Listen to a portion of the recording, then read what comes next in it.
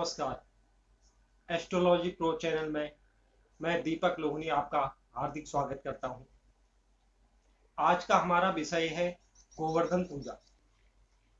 आज मैं आपको बताऊंगा कि गोवर्धन पूजा का जो मुहूर्त है वो किस समय है और इसके अलावा उसके नियम क्या क्या हैं, उसमें क्या सामग्री इस्तेमाल की जाती है और गोवर्धन पूजा क्यों की जाती है, हम इस पर्व को क्यों मनाते हैं, इस बारे में आज चर्चा करेंगे। गोवर्धन पूजा के दिन अन्नकूट पूजा भी की जाती है।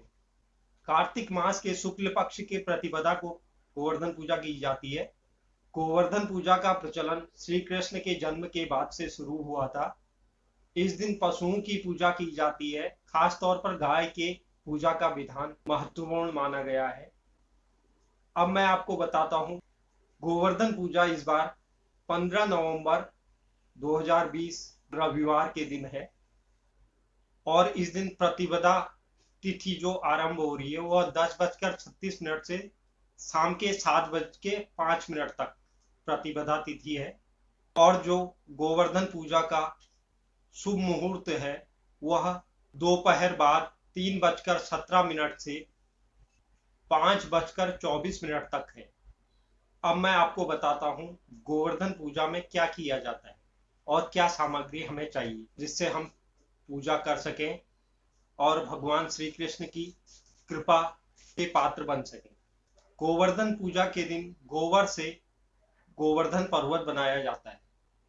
जल, मौली, रोली, चावल, दही के साथ तेल का दीपक जलाकर आराधना की जाती है।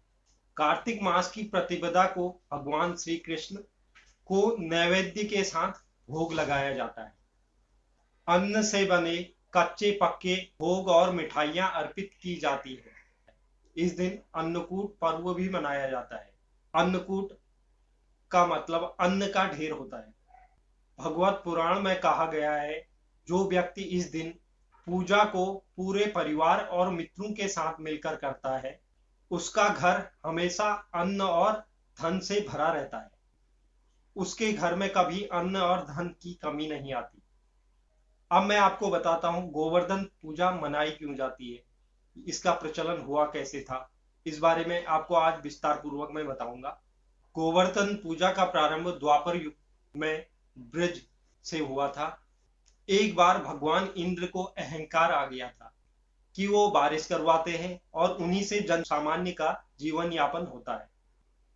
भगवान श्री कृष्ण ने इंद्र को एहसास कराया वह यह कार्य करके किसी पर कृपा नहीं कर रहे हैं, वह उनका कर्तव्य है जो भगवान द्वारा उन्हें सौंपा गया है, जो पृथ्वी का संतुलन बनाए रखने के लिए जरूरी है।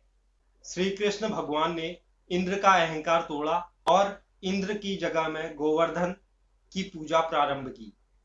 श्री कृष्ण ने यह पूजा गोवर्धन रूप धारण कर स्वयं ग्रहण की। भगवान श्री कृष्ण का ऐसा व्यवहार देखकर देवराज इंद्र कुपित हो गए और अत्यधिक वर्षा, मूसलाधार वर्षा करना प्रारंभ कर दिया। इससे जन सामान्य के जीवन की रक्षा हेतु, ब्रजवासियों और वहां रहने वाले समस्त प्राणियों की रक्षा हेतु श्री कृष्ण ने अपनी कनिष्ठिका उंगली में, सबसे छोटी वाली जो उंगली होती है, उस पर गोवर्धन पर्वत को उठा लिया और उससे ब्रज की रक्षा की। जब मूसलाधार वर्षा के बाद भी ब्रज में कोई नुकसान नहीं हुआ तो इससे इंद्र का अहंकार टूट गया। इसके अलावा यह पर्व हमें प्रकृति की रक्षा का भी संदेश देता है। तो यह गोवर्धन पूजा पर एक जानकारी मैंने आपको दी और इसी तरह मैं आगे आने वाले वीडियो में नई नई जानकारियां आप तक पहुंचाऊंगा। धन्यवाद। अपनी परेशानियों के बारे में जानकारी, उन्हें समाप्त करने के सुझाव व उपाय और कुंडली बनाने के लिए मेरे व्हाट्सएप नंबर 8218960673 पर जानकारी प्राप्त कर सकते हैं।